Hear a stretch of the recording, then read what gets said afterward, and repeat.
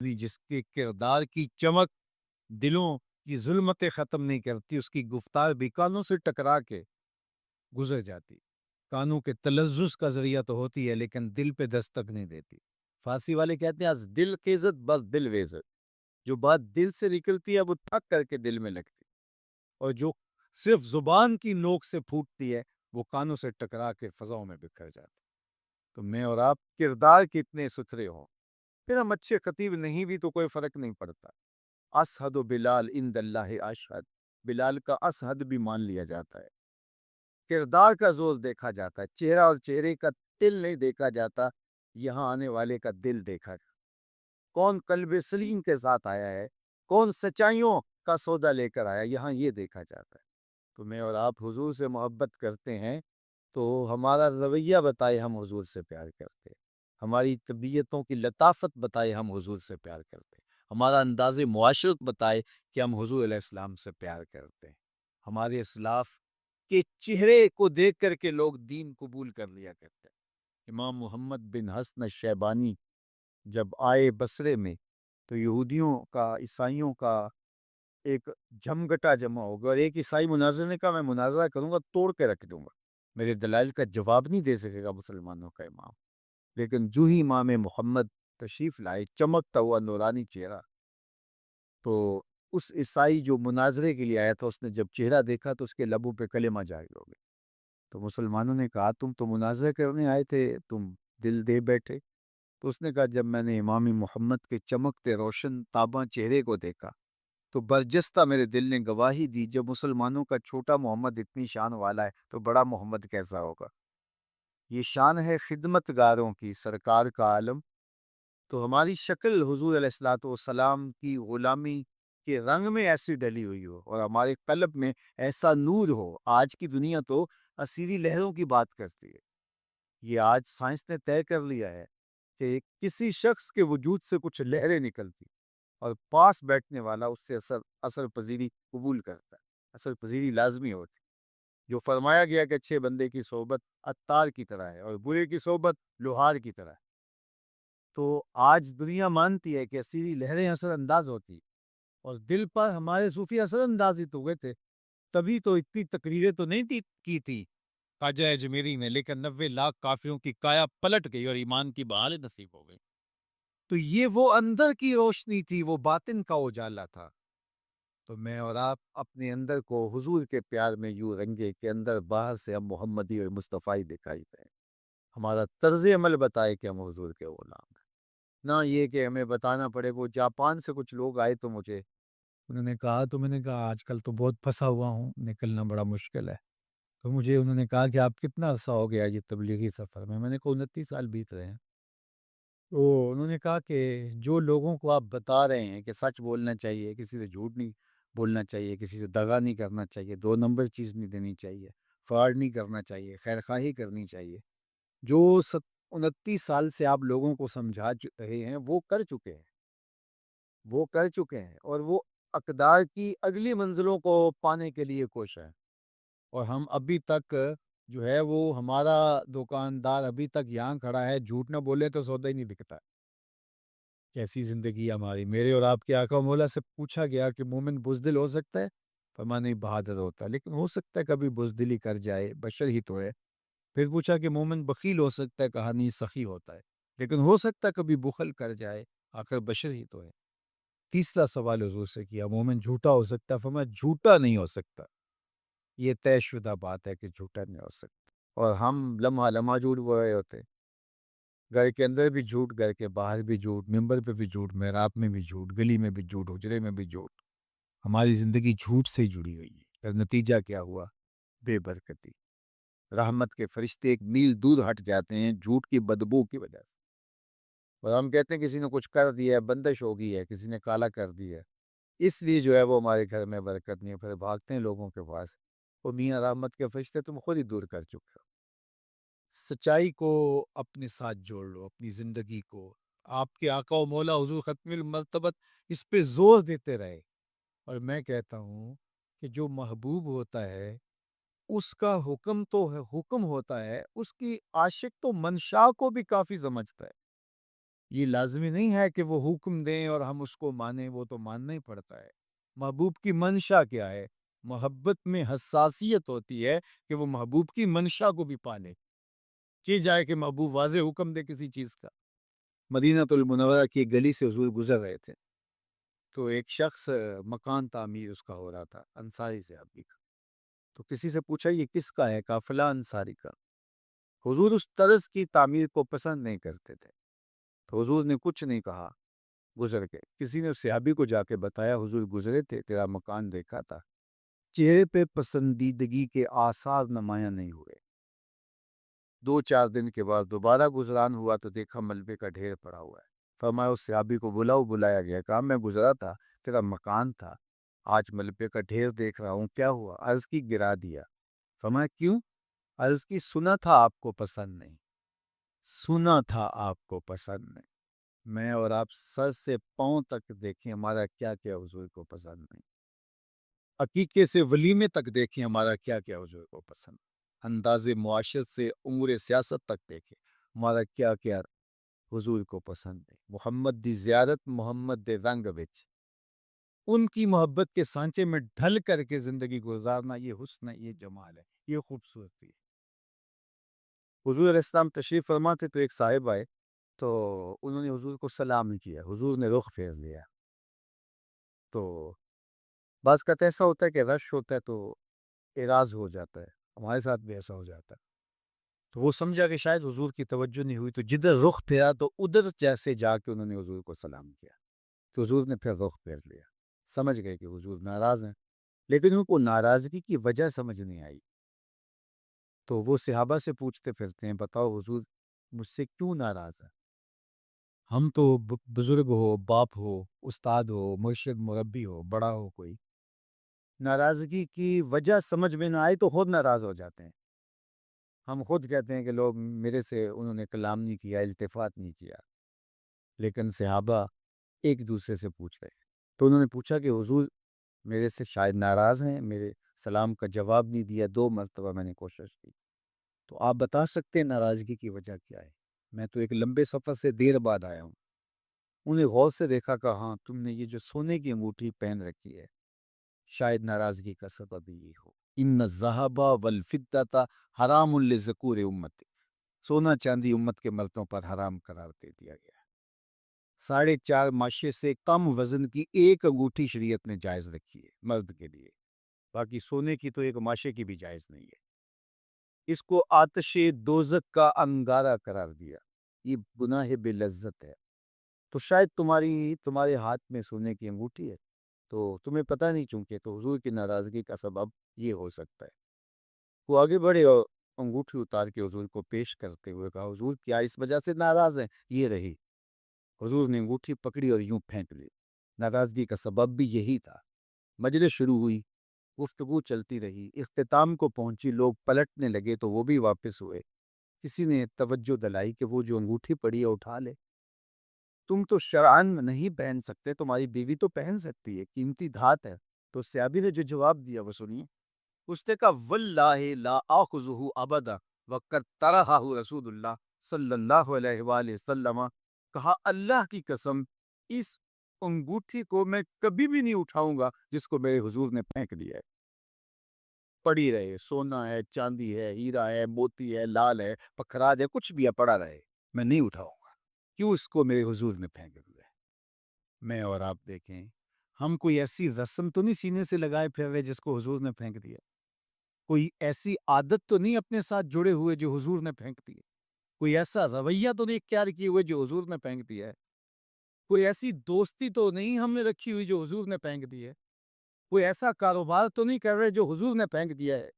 مجھے اور آپ کو اپنے اندر اتر کے اپنے پہ غور کرنا ہوگا۔ کیوں بنا میں مصطفیٰ خانم درود، از خجالت آپ می گردد وجود، عشق می گوید کہ محکوم غیر، سینہ تو از بتا مانند دیر، تا نداری از محمد رنگ و گو، بر زبان خود میالہ نام او، یاری لا تو پاک نبی سنگ، اے پر پوری یاری، پھر درود قبول ہے تیرا لکھ نہ لو ایک۔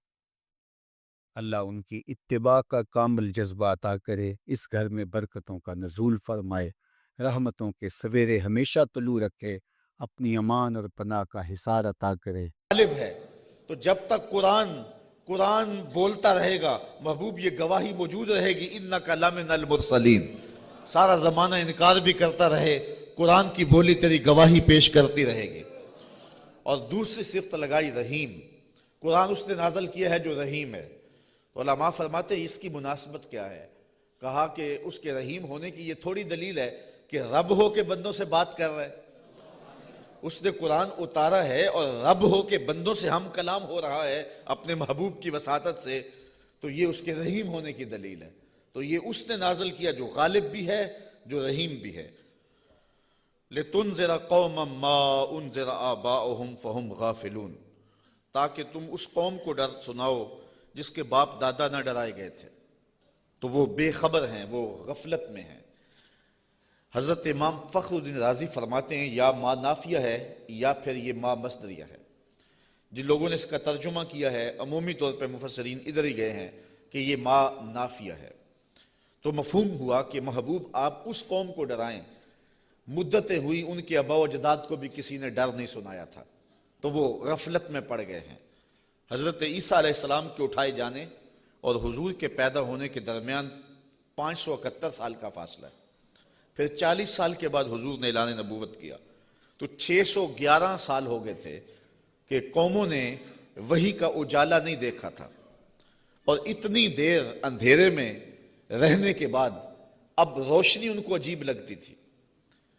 طویل مدت اندھیرے میں بیٹھے رہیں تو اچانک بجلی آ جائے تو پھر ایک دفعہ آنکھوں پر بوجھ ہوتا ہے، تو جو اتنا عرصہ کفر کے ظلمت قدے میں رہے اور اندھیروں سے نبھا کرنا ان کا مزاج بن گیا اور وہ ان کی فطرت بن گئی، جب وحی کا اجالا چمکا تو وہ انکار تو کریں گے، چونکہ وہ ان کی طبع کے اندر رچ بس گیا ہے اندھیرا۔ تو اب جس طرح چمگادڑ اندھیرے میں رہتی ہے تو سورج چڑھے تو وہ چھپ جاتی ہے، سورج کو دیکھ نہیں پاتی، آنکھیں بند کر لیتی ہے، تو اسی طرح جو لوگ اتنا طویل عرصہ اندھیرے میں رہے تھے، تو اب حضور کی نبوت کا سورج چمکا تو انہوں نے انکار تو کرنا ہی تھا، انہوں نے تو چھپنا ہی تھا، مخالفت تو کرنی تھی، اس لیے کہ اندھیرے کے خوگر بن گئے ہوئے تھے۔ فَهُمْ غَافِلُونَ، تو وہ غافل ہو چکے تھے، ان کی فطرت میں، ان کی طبع میں اور ان کے دل میں راسخ ہو چکے تھے اندھیرے۔ اب ان کو اچنبا لگتا تھا روشنی عجیب لگتی تھی ان کو۔ ایک تو ہے اگر یہ ما نافیہ مانے، اور اگر اس ما کو مصدریہ مانے تو پھر اس کا مفہوم یہ ہوگا کہ محبوب آپ ان کو اسی طریقے اور اسی انداز سے ڈر سنائیں جس انداز سے ان کے آباء و اجداد کو ڈر سنایا گیا تھا۔ آپ کوئی نیا طریقہ نہیں لے کے آئے، جو پیغمبروں کا طریقہ پہلے تھا، تنذیر کا، تبشیر کا، آپ اسی طریقے پہ آئے ہیں، اور جس طرح وہ لوگوں کو اور قوموں کو ڈر سناتے رہے ہیں، آپ بھی اسی طریقے پہ ان کو تنذیر کریں، ان کو ڈر سنائیں، ان کو تبشیر کریں، ان کو پیغام حق دیں۔ یعنی آپ کا وہی طریقہ ہوگا جو آپ سے قبل پیغمبروں کا طریقہ رہا ہے، اور جس طرح ان کے آباء و اجداد کو ڈرایا گیا، پیغمبروں نے ان کے بڑوں کو ڈرایا، ان کو بھی آپ اسی طریقے سے ڈرانے کے لیے آئے ہیں۔ اور دوسرا مفہوم جو ما نافیہ کے ساتھ ہے کہ آپ اس قوم کو ڈرانے آئے ہیں، ان کو ڈر سنانے آئے ہیں، ان کو تنذیر کرنے آئے ہیں۔ مدتیں ہو گئیں کہ ان کے آباء و اجداد کو بھی کسی نے ڈر نہیں سنایا تھا، اب غفلتوں کے خوگر ہو گئے ہیں، اب عادی ہو گئے ہیں اندھیروں میں رہنے کے، تو تیری بات ان کو عجیب لگے گی تو مخالفت بھی کریں گے، تانے بھی دیں گے، پتھر بھی اٹھائیں گے، اور گڑھے بھی کھودیں گے، کانٹے بھی بچھائیں گے، طائف کا بازار بھی سجے گا، مکے کی گلیوں میں دکھ بھی آئیں گے، احد اور بدر کی جنگیں بھی ہوں گی۔ اس سخت حالات سے محبوب آپ کو گزرنا ہوگا، اس لیے کہ آپ کا پالا اس قوم سے پڑنے لگا ہے جن کے آباء و اجداد نے بھی مدتیں ہوئی روشنی نہیں دیکھی تھی، تو ان کے پاس جب آپ روشنی کا پیغام لے کے جائیں گے تو ان کو یہ بات عجیب لگے گی، اس لیے آپ ان کو تنذیر کرنے جا رہے ہیں۔ لَقَدْ حَقَّ الْقَوْلُ عَلَىٰ أَكْثَرِهِمْ فَهُمْ لَا يُؤْمِنُونَ، بے شک ان میں اکثر پر بات ثابت ہو چکی ہے کہ وہ ایمان نہیں لائیں گے۔ ابو جہل، ابو لہب، عتبہ عتیبہ اور کئی لوگ ہیں، یہ اتنے راسخ ہو چکے ہیں کفر میں اور ان کے اندر اتنا زنگ چڑھ گیا ہوا ہے کہ محبوب یہ ایمان نہیں لائیں گے۔ آپ گھبرائیں نہیں، اپنے عمل تبلیغ کو جاری رکھیں، کٹھن حالات میں آپ روشنی کے دیے روشن کرتے چلے جائیں، اندھیرا چھٹتا چلا جائے گا، لیکن اکثر لوگ نہیں مانیں گے، مخالفت کریں گے، کھڑے ہو جائیں گے، مقابلہ کریں گے، بہت کچھ ہوگا۔ محبوب یہ بات طے شدہ ہے کہ آپ کی مخالفت ہوگی اور زیادہ لوگ نہیں مانیں گے۔ اِنَّا جَعَلْنَا فِي أَعْنَاقِهِمْ أَغْلَالًا، ہم ان کے گردن میں، ان کے گلوں میں طوق چڑھا دیے ہوئے۔ حضرت مولا کائنات سیدنا علی المرتضیٰ رضی اللہ تعالیٰ عنہ اپنے ان دونوں ہاتھوں کو یوں جوڑ کر کے اپنی گردن کے نیچے رکھا، تو جب گردن کے نیچے رکھا تو سر اوپر اٹھ گیا، تو فرمایا جس طرح گردن کے نیچے ہاتھ رکھنے سے گردن تن جاتی ہے اور سر اوپر اٹھ جاتا ہے، اللہ نے کافروں کے گلے میں یوں طوق چڑھا دیے ہیں کہ ان کی گردنیں اوپر کو اٹھی ہیں اور وہ چڑھتے ہوئے سورج نبوت کا دیکھ ہی نہیں سکتے ہیں۔ اچھا آگے لفظ بھی فرمایا فَهِيَ إِلَى الْأَذْقَانِ، اور وہ ٹھوڑیوں تک چڑھے ہوئے ہیں۔ فَهُمْ مُقْمَحُونَ، مقمحون عربی میں ایسے اونٹ کو کہتے ہیں کہ جس کو کھینچ لیا جائے، جس کی گردن کھینچ لی جائے اور وہ نیچے بھی نہ دیکھ سکے، دائیں بائیں بھی نہ گردن موڑ سکے، آنکھیں تاڑے لگ جائیں اور گردن اوپر کو اٹھی ہو، نیچے سبز چارہ بھی ہو تو اسے دکھائی نہ دے، اس کو کہتے ہیں ایبالن مقمحن، ایسا اونٹ کہ جس کی گردن اٹھی ہوئی ہے۔ اللہ کہتا ہے فہم مقمحون، یہ بھی مقمحون ہیں، ان کی گردنیں بھی اوپر کو اٹھ گئی ہیں، اس لیے محبوب نے کچھ سجائی نہیں دے رہا۔ مزید یہ وَجَعَلْنَا مِن بَيْنِ أَيْدِيهِمْ سَدًّا وَمِن خَلْفِهِمْ سَدًّا، ہم ان کے آگے بھی دیوار کر دی ہے، ان کے پیچھے بھی دیوار کر دی، دو دیواریں چن دی آگے پیچھے۔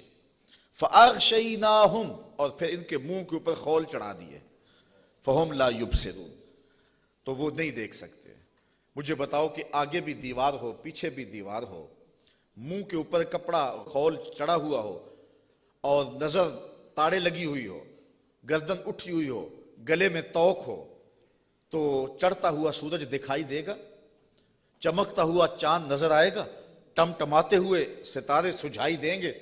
کہا محبوب ان کی حالت بھی یہ ہے، تیری نبوت کا سورج تو چمک رہا ہے، انہیں دکھائی نہیں دے رہا ہے، اس لیے کہ یہ اس اندھیرے میں پھنس گئے ہوئے ہیں۔ مفسرین نے یہ بھی لکھا ہے کہ کچھ کافر ابو جہل، نضر بن حارث اور باقی پتھر لے کے حضور کو مارنے کے لیے، حضور کو اذیت دینے کے لیے گئے تھے، لیکن پھر اس طرح ان کی گردن اٹھ گئی اور ہاتھ ان کے ٹھہر گئے، اور کسی نے دیکھا کہ ایک بیل ہے جو اس کے اوپر حملہ کرنے والا ہے، تو ان کی حالت کو بیان کیا گیا ہے۔ تو اللہ فرماتا اب وہ دیکھ نہیں سکتے۔ وَسَوَاءٌ عَلَيْهِمْ أَأَنذَرْتَهُمْ أَمْ لَمْ تُنذِرْهُمْ لَا يُؤْمِنُونَ، اب برابر ہے کہ آپ ان کو ڈرائیں یا نہ ڈرائیں، یہ ایمان نہیں لائیں گے، اس لیے کہ اندھیرے جم گئے ہوئے ہیں۔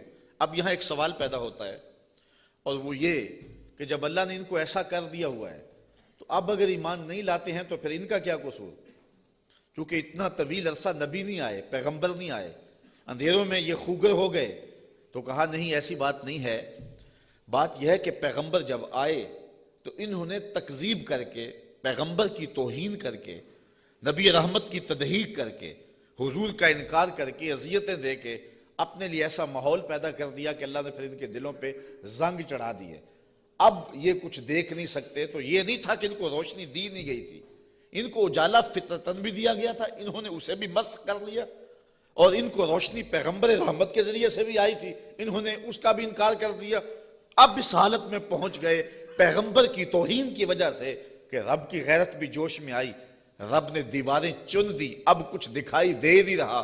یار اس سے بڑھ کر کیا بات ہے کہ چاند ٹکڑے ہو کے قدموں میں آئے اور یہ پھر بھی نہ مانے، سورج پلٹ کے عصر کے وقت پہ آئے، یہ پھر بھی نہ مانے، ابو جہل مٹھی میں کنکر لے کے آئے اور کہے آپ اللہ کے رسول ہیں، بتاؤ میری مٹھی میں کیا ہے، تو حضور بول کے کہیں میں بتاؤں یا جو مٹھی میں وہی بتا دے، تو اب بھی وہ نہ مانے اور کہے ھذا من سحر ابن ابی کبشہ، یہ ابو کبشہ کا جادو ہے جو سر چڑھ کے بول رہا ہے۔ تو یہ ان کے آگے پیچھے دیواریں نہیں ہیں تو اور کیا ہے، ورنہ اتنے واضح دلائل دیکھنے کے باوجود بھی ان کو نظر نہیں آ رہا، یا رشتہ دار بھی ہیں لیکن نظر نہیں آ رہا، پاس بیٹھتے بھی ہیں نظر نہیں آ رہا، اور بلال حبشے سے دیکھ رہا ہے، سلمان کو فارس سے دکھائی دے رہا ہے، اور صہیب کو روم سے نظر آ رہا ہے، کول ہندیاں بھی کہیں اپنا نہ جانے، دل والے آکھیا دلدار آگے۔ تو یہ اپنی اپنی قسمت کی کہانی ہے، تو کہا محبوب آپ ان کو ڈرائیں یا نہ ڈرائیں یہ ایمان نہیں لائیں گے۔ انما تنذر من اتبع الذکر وخشی الرحمن بالغیب فبشرہ بمغفرۃ واجر کریم۔ اچھا سوال پیدا ہوتا ہے جب لوگ تو ایمان لائیں گے نہیں، لوگ تو مانیں گے نہیں، انکار پہ انکار کرتے جائیں گے، دل اندھے ہو گئے ہیں، آگے پیچھے اوپر نیچے پردے ہی پردے ہیں، تو پھر تبلیغ کیوں کی جائے؟ تبلیغ عمل جاری کیوں رکھا جائے؟ جب زمین ہی بنجر ہے تو پھر بیج کیوں ڈالا جائے؟ جب زمین ہی جو ہے وہ شور اور کلر ہے تو پھر می برسنے سے ہوگا کیا؟ تو پھر تبلیغ کا عمل رک جانا چاہیے۔ کہا محبوب نہیں، تیرے کرم کا می برستا رہنا چاہیے، تیرے کرم کا می جو ہے وہ ان کے اوپر نازل ہوتا رہنا چاہیے۔ یہ نہیں مانیں گے، ایسے بھی ہیں۔ انما تنذر من اتبع الذکر، محبوب آپ اس کو ڈر سناؤ جو نصیحت کے پیچھے پیچھے چلے۔ ایک وہ ہیں جو سنتے نہیں، اور ایک ہے جو جھولیاں پھیلا کے پیچھے پیچھے آ رہے ہیں۔ ایک وہ ہے کہ آپ سناتے ہیں، کانوں میں انگلیاں ٹھونس لیتے ہیں، اگر سنائیں تو پھر بھی ایک کان سے سن کے دوسرے کان سے نکال لیتے ہیں۔ اور ایک وہ بھی ہیں کہ تو پہاڑ کی چوٹی پہ بیٹھا ہے اور محبت والا، آنکھوں میں ظاہری روشنی بھی نہیں رکھتا۔ عبداللہ ابن مکتوم حضور کی خوشبو سونگ سونگ کے پتھروں پہ اوپر چڑھتا ہوا پہاڑ پہ پہنچ جاتا ہے اور آپ کی چوکھٹ پہ جولی پھیلا کے کہتا ہے کہ یا رسول اللہ علمنی ما علمک اللہ، اللہ نے جو آپ کو دیا میری جھولی میں بھی ڈال دیجئے۔ ایک سن نہیں رہے اور ایک پیچھے پیچھے آ رہا ہے۔ محبوب ایک سن نہیں رہے اور ایک جھولی پھیلا کے کہتا ہے چمک تجھ سے پاتے ہیں سب پانے والے، میرا دل بھی چمکا دے چمکانے والے۔ تو کہا محبوب وہ بھی ہیں جو نصیحت کے پیچھے پیچھے چلتے ہیں۔ وَخَشْيَ الرَّحْمَانَ بِالْغَیب، اور رحمان کو بن دیکھے رحمان سے ڈرنے والے، یہ لوگ ہیں جو تیری نصیحت کو قبول کریں گے، تیری بات کو قبول کریں گے۔ اللہ نے مختلف طبائع بنائی ہیں، سویر سے لے کر شام تک۔ ہماری نوکری بھی قرآن کی ہی ہے، تو دیکھتے ہیں کہ کئی جگہوں پہ ایسا بھی ہوتا ہے کہ لوگ توجہ نہیں کر رہے ہوتے چونکہ انہیں قرآن کی لذت ہی نصیب نہیں ہوتی، اور کچھ ایسے ہوتے ہیں کہ وہ آنکھ کا جھپکنا بھی بوجھ سمجھتے ہیں کہ کوئی ایک لفظ بھی ادھر نہ چلا جائے۔ تو یہ اپنا اپنا ذوق ہے صاحب، جو بلبل کا ذوق ہے وہ چڑیا کو نہیں دیا گیا، اور جو پروانے کا ذوق ہے وہ مکھی کو نہیں دیا گیا، اور جو چکور کو پیار دیا گیا ہے چاند کا وہ کسی اور کو نہیں دیا گیا۔ تو قرآن کے لیے بھی اللہ نے دل رکھے ہیں، جو قرآن سنتے ہیں ان کی روح تک اترتا چلا جاتا ہے۔ اقبال نے ایک جگہ پہ بڑی خوبصورت بات لکھی، کہا کچھ لوگ ایسے ہیں جو حافظ شیرازی کے شعر پہ اور عراقی کے شعر پہ تو جھومتے ہیں اور انہیں قوال کا نغمہ تو مست کر دیتا ہے، لیکن قرآن سے انہیں کچھ بھی نہیں ہوتا۔ کہا وہ قسمت کے مارے ہوئے لوگ ہیں۔ کہا یہ تو شاعروں کا کلام ہے جو مخلوق ہیں، اور جو قرآن ہے یہ رب کا کلام ہے، اور جو بادشاہوں کے کلام ہوتے ہیں وہ کلاموں کے بادشاہ ہوتے ہیں، اور یہ رب کا کلام ہے، یہ خالق کا کلام ہے۔ تو جو لذت، جو چاشنی، جو کیفیت قرآن میں ہے وہ نہ کسی شعر میں ہو سکتی ہے، نہ کسی سخن میں ہو سکتی ہے، نہ کسی نظم میں، نہ کسی نثر میں، لیکن کیفیت اپنی اپنی ہوتی ہے۔ کسی کو قوالی تو مزہ دے دیتی ہے، لیکن قرآن اسے لطف نہیں دیتا ہے، اس کو اپنے اندر کو دیکھنا چاہیے اور کتاب رحمت سے دل جوڑنا چاہیے۔ اس کا ایک ایک لفظ نور دے رہا ہے۔ کہا محبوب جو رحمان سے بن دیکھے ڈرتے ہیں وہی اس قرآن کے نور کو لینے والے ہیں۔ اچھا فبشرہ بمغفرہ، انہیں مغفرت کی بشارت دے دیجئے، انہیں مغفرت کی بشارت دے دیجئے۔ وَأَجْرٍ کریم، یار اجر ہی کافی تھا لفظ، لیکن کریم کی ساتھ صفت لگائی۔ میرے پاس کوئی اس کا مفہوم نہیں ہے کہ اس کو اردو میں ڈھال سکوں، لیکن اتنا ہی سمجھیں کہ جس اجر کو میرے رب نے بھی کریم کہا وہ کیسا اجر ہوگا۔ اللہ فرماتا ہے ہم ان کو بخشیں گے بھی اور اجر کریم بھی دیں گے۔ اِنَّا نَحْنُ نُحْيِي الْمَوْتَى وَنَكْتُبُ مَا قَدَّمُوا وَآثَارَهُمْ وَكُلَّ شَيْءٍ أَحْصَيْنَاهُ فِي إِمَامٍ مُبِينٍ، بے شک ہم مردوں کو جلائیں گے، زندہ کریں گے، اور ہم لکھ لیں جو انہوں نے آگے بھیجا جو پیچھے چھوڑا، اور ہر چیز ہم نے گن رکھی ہے ایک بتانے والی کتاب میں۔ آج کوئی مانے یا نہ مانے، انکار کرے یا اقرار کرے، تردید کرے یا تائید کرے، رخ پھیر لے یا جھولی پھیلا لے، محبوب آپ پریشان نہیں ہوں گے۔ ایک وقت آنے والا ہم قبروں سے مردوں کو اٹھائیں گے۔ آج کوئی مانے یا نہ مانے، ہم نے لکھی ہوئی ہے، ایک ایک بات لکھی ہوئی ہے، وہ روشن کتاب میں۔ قیامت کے دن نامہ اعمال کھلے گا، سب سامنے آ جائے گا۔ تو محبوب آپ اپنے عمل کو جاری رکھیں، جو آپ کر رہے ہیں ہم وہ بھی لکھ رہے ہیں، اور جو آگے سے ان کے رویے ہم وہ بھی لکھ رہے ہیں۔ قیامت کے دن ہر شے سامنے ہوگی اور رب کی عدالت میں سارے فیصلے ہوں گے۔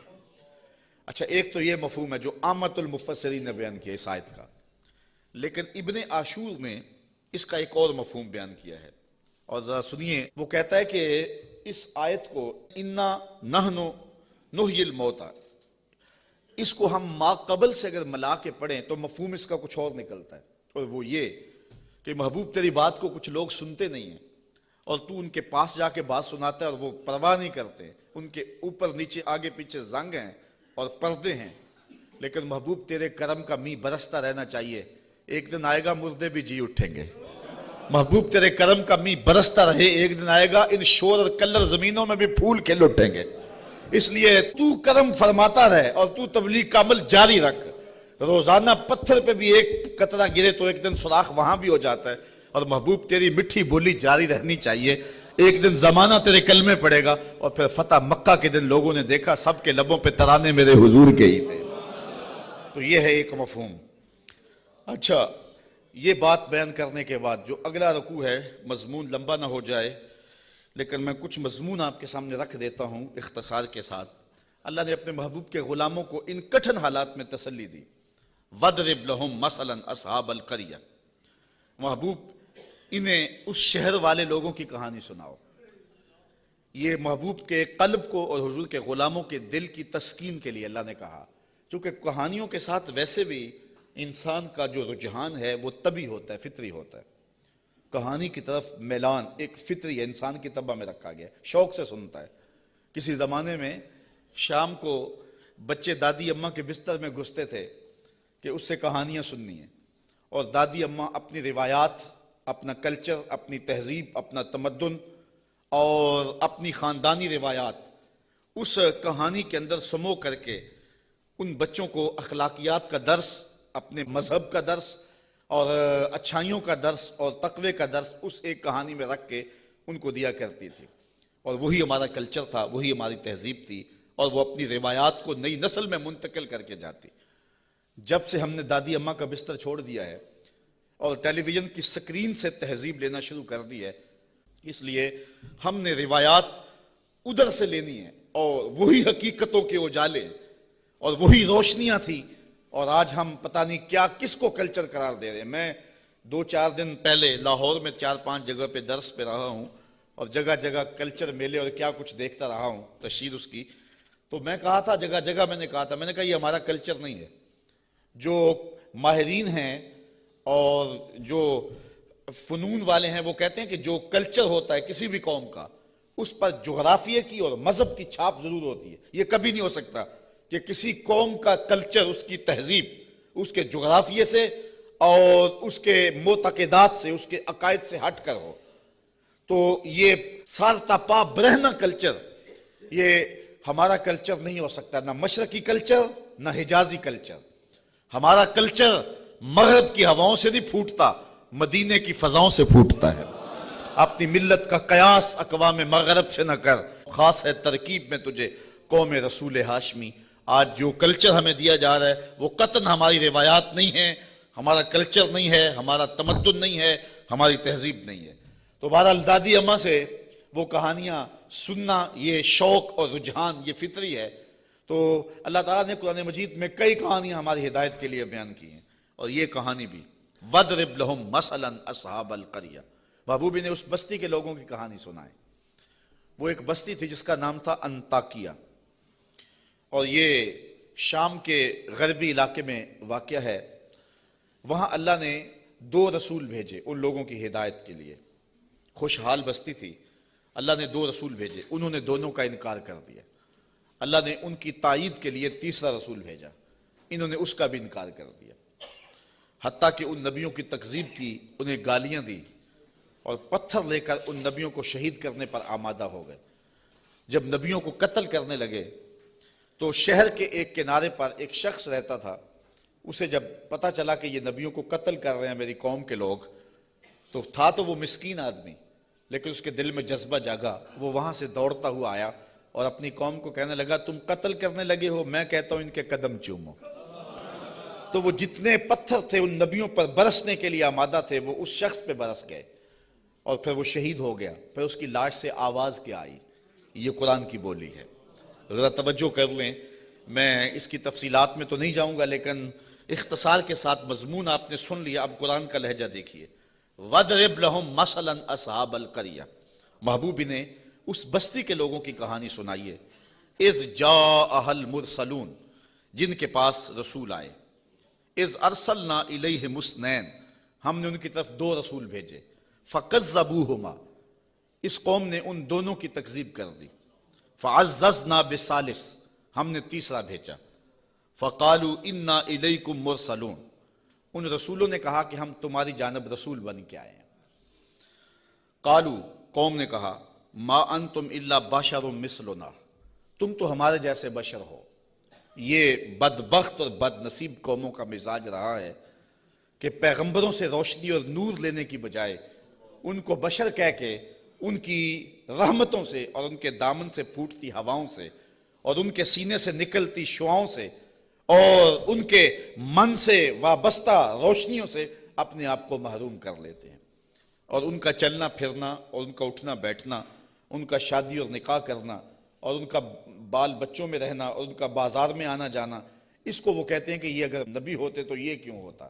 یہ عجیب بات ہے، ان کی عظمتوں کے پہلوؤں کو چھوڑ کے نظر یہاں رکھ دیتے ہیں، حالانکہ یہ بھی انسانیت کے نمونے کے لیے اور ہدایت کے لیے ہوتا ہے۔ یہاں میں بہت لمبی بات نہیں کروں گا، اگرچہ یہ عنوان ایک لمبی گفتگو کا متحمل ہے۔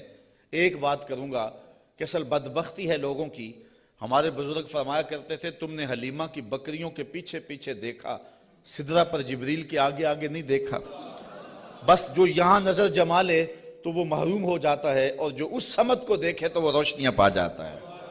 اچھا، دوسری بات، اور اب وہ آپ کی توجہ کے لیے، کہ ایک طرف اس قوم کا رویہ یہ ہے اور کافروں کا یہ مزاج رہا ہے کہ وہ نبیوں کو بشر کہہ کے ان کو رسول ماننے سے انکار کر دیتے، زندہ اور جاوید انسانوں کو، متحرک اور فعال ہستیوں کو، وہ زندہ اور جاوید انسانوں کو بشر کہہ کے نبی ماننے سے، رب کا بھیجا ہوا ماننے سے، رب کا فرستادہ ماننے سے انکار کر دیتے، اور دوسری جانب صنم خانوں کے مردہ پتھروں کو خدا مان لیتے۔ ذرا ان کا تفاوت دیکھیے، نہ مانے تو زندہ اور جاوید انسانوں کو نبی بھی نہ مانے، اور ماننے پہ آ جائیں تو ہاتھوں سے تراشے ہوئے پتھر کے جو ہے وہ بت اور مٹی کے بنے ہوئے مادوں کو خدا بھی مان لیں۔ تو یہ کیا تفاوت ہے کہ ایک طرف یہ نبیوں کو، زندہ اور متحرک انسانوں کو نبی بھی نہ مانے، اور دوسری جانب پتھروں کو خدا بھی مان لیں۔ تو اصل یہ نفسیاتی پرابلم تھا، اور یہ قوموں میں ہر دور میں موجود رہا ہے۔ سادہ سا جواب ہے، یہ لمبی یہاں بھی بحث چاہیے، لیکن سادہ سا جواب ہے کہ صنم خانوں کے مردہ پتھروں کو ماننے میں مفادات پہ زیادہ نہیں پڑتی۔ انسان کی زندگی میں وہ مردہ پتھر اور بت دخل اندازی نہیں کرتے، انسان کی انا پر چوٹ نہیں لگاتے۔ ایک پجاری زانی ہو، شرابی ہو، ڈاکو ہو، جو مرضی کرے، کبھی پتھروں نے بول کے نہیں کہا کہ یہ کیا کر رہے ہو، ہمیں بھی پوچھتے اور یہ کیا رویے رکھے ہوئے۔ ان کی جھوٹی انا کا بت بھی پلتا رہتا اور وہ سجدے بھی کرتے۔ تو بتوں کو ماننے سے ان کو اپنی زندگی بدلنی نہیں پڑتی تھی، اپنے رویے بدلنے نہیں پڑتے تھے، اور ان کی سوچوں پر کوئی پہرا نہیں تھا، ان کے خیالوں پر کوئی قدغن نہیں تھی، طرز حیات پر کوئی دخل نہیں تھا، اس لیے بتوں کو ماننے میں کوئی پریشانی نہیں تھی۔ اور نبیوں کو ماننے کا مقصد یہ تھا کہ سر سے لے کر پاؤں تک زندگی کے ایک ایک لمحے کو، معاشرت سے لے کر کے نجی زندگی سے لے کے سیاسی زندگی تک سب کچھ بدلنا پڑتا تھا، اور اپنی خواہشات کے جنازے کندھوں پہ اٹھا کے دفن کرنے کے بعد پھر نبیوں کے قدم چومنے پڑتے تھے۔ اس لیے نبیوں کو ماننے میں پرابلم تھا اور بتوں کو ماننے میں کوئی پرابلم نہیں تھا، اس لیے کہ بتوں کو ماننے میں کوئی مفادات پہ زیادتی نہیں پڑتی تھی، اور نبیوں کو ماننے کا مقصد یہ تھا پھر اپنی خواہش چھوڑنی پڑتی تھی۔ تیرے ہندیاں سندیاں محبوبہ، میں کافر ہوں جے میں ہوں، پھر تو اپنا آپ چھوڑنا پڑتا تھا نا۔ اس لیے وہ انسانوں کو نبی ماننے کے لیے تیار نہیں تھے اور پتھروں کو خدا ماننے کے لیے آمادہ ہو جاتے۔ آج بھی یہ نفسیات ہمارے اندر بھی پائے جاتے ہیں۔ ایک شخص 70 سال حدیث رسول پڑھاتا رہا، 80 سال اس نے قرآن کی نوکری کی، تو لوگ اس کے گرد اتنی تعداد میں جمع نہیں ہوتے، اور ایک بندہ دونی رما کے تموڑی شاہ بیٹھ جاتا ہے اور ساری قوم اس نانگے کے پیچھے بھاگ جاتی ہے، تو کچھ لوگ کہتے ہیں کہ پتہ نہیں اس میں کمال کیا ہے، کرنٹ کیا ہے۔ صاحب، بات کرنٹ کی نہیں ہے، مفادات پہ زد نہیں پڑتی، اور اس شخص کے پاس آنا ہے تو زندگی بدلنی پڑتی ہے۔ اس لیے ان مردوں کو ماننے میں حرج نہیں ہے، اور ان فعال اور زندوں کو ماننے میں اپنی خواہشات کا جنازہ اٹھانا پڑتا ہے۔ لہذا انسان کا رجحان ادھر نہیں ہوتا ہے، انسان کا رجحان ادھر ہوتا ہے۔ یہ ایک انسان کی فطرت ہے۔ اس بات کو سمجھانے کے لیے میں آپ کو ایک بات سناؤں گا۔ میرا ایک دوست ہے پرانا، تو بچپن میں جن سے تعلق رہا ہو تو وہ کم ہی کسی کے لیے اعتقاد کا رشتہ رکھتے ہیں، لیکن یہ اللہ کا فضل ہے کہ میرے لیے اس کے دل میں بڑی محبت، حتیٰ کہ میرے ساتھ اس کا روحانی تعلق بھی ہے۔ تو اس کا ایک دوسرا دوست ہے، اور وہ میرا بھی دوست، اور وہ بہت زیادہ پڑھ لکھ بھی گیا ہے اس کی طرح۔ تو اس نے کہا یار دیکھ، میں بھی ایک اعلیٰ منصب پہ ہوں اور حضور کی سنت چہرے پہ ہے، تو تیرے دل کے اندر بھی اس شخص کے لیے محبتوں کے جذبے ہیں، تو بھی میری طرح اس شخص کے ساتھ اپنا باطن کا تعلق قائم کیوں نہیں کر لیتا؟ یہ ایک مرید کے دل میں خواہش ہوتی ہے کہ دوسرا شخص بھی میرے پیر سے وابستہ ہو جائے۔ اس فطری خواہش کے تحت اس نے اس کو دعوت پیش کی۔ تو اس نے جو جواب دیا، وہ جواب اس آیت کے مفہوم کو سمجھنے میں مدد دے گا۔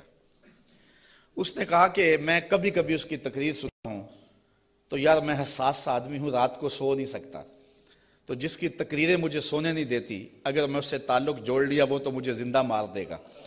اس لیے مجھے تو پیر ایسا چاہیے کہ جو سرانے کے نیچے رکھ کے آرام سے سو بھی سکوں، اور جس کو چاہوں تو لپیٹ کے جیب میں ڈال بھی سکوں، اس کے ساتھ تعلق کا یہ رشتہ مجھ سے تو نہیں نبھایا جائے گا۔ تو انسان چاہتا ہے، انسان کی طبع ہے، انسان کی فطرت ہے، جہاں مفادات پہ زد نہ پڑتی ہو تو لوگ وہاں دوڑتے ہیں، اور جہاں مفادات پہ زد ہوتی ہو، جہاں اپنا آپ بدلنا ہوتا ہے، وہاں صائب فکر کے لوگ ہی جاتے ہیں۔ وہ تھوڑے بھی ہوں، زیادہ بھی ہوں، اس سے غرض نہیں ہے، لیکن ہوتے صائب ہیں۔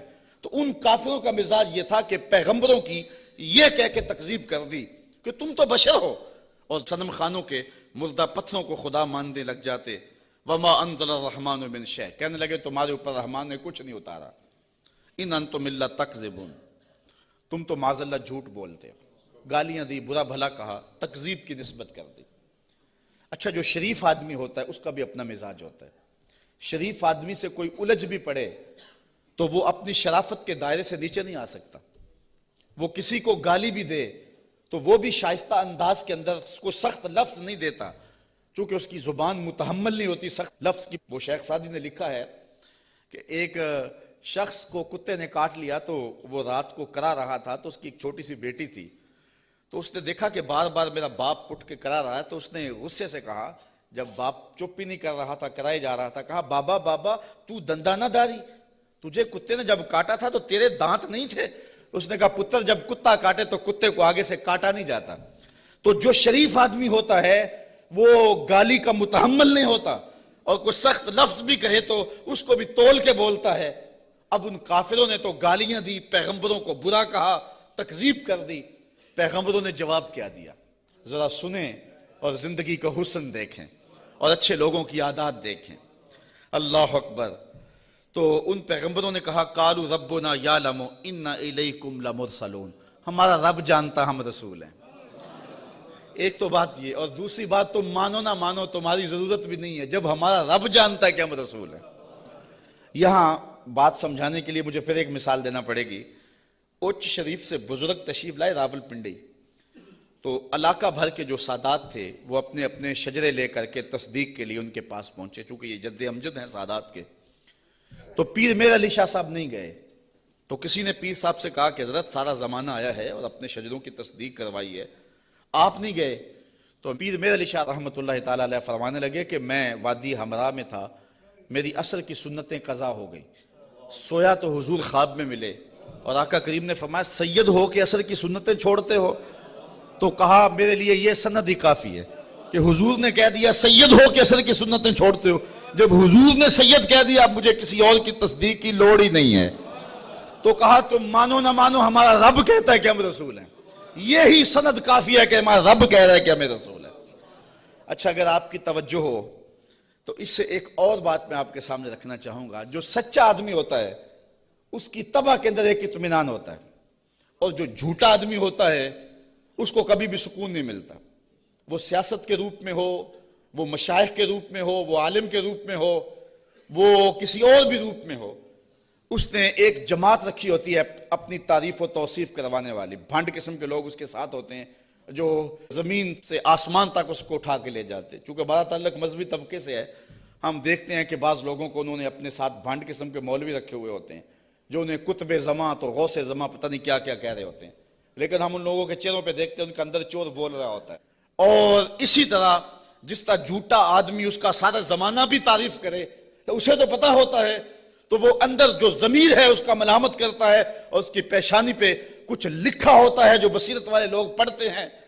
اسی طرح جو سچا آدمی ہوتا ہے سارا زمانہ مخالفت بھی کرے اور زمانہ گالیاں بھی دے، سچ اس کی پیشانی پہ بول رہا ہوتا ہے، اسے کوئی ضرورت نہیں ہوتی کہ کوئی مجھے کہے کہ تو اچھا ہے، سارا زمانہ مخالف بھی ہو جائے اسے یہ پرواہ نہیں ہوتی۔ انہوں نے کہا تم مانو یا نہ مانو، ربنا یعلم، ہمارا رب جانتا ہے کہ ہم اس کے رسول ہیں، تمہارے سے ڈگری لینے کی ہمیں ضرورت بھی نہیں ہے، ہمارا رب جانتا ہے کہ ہم رسول ہیں۔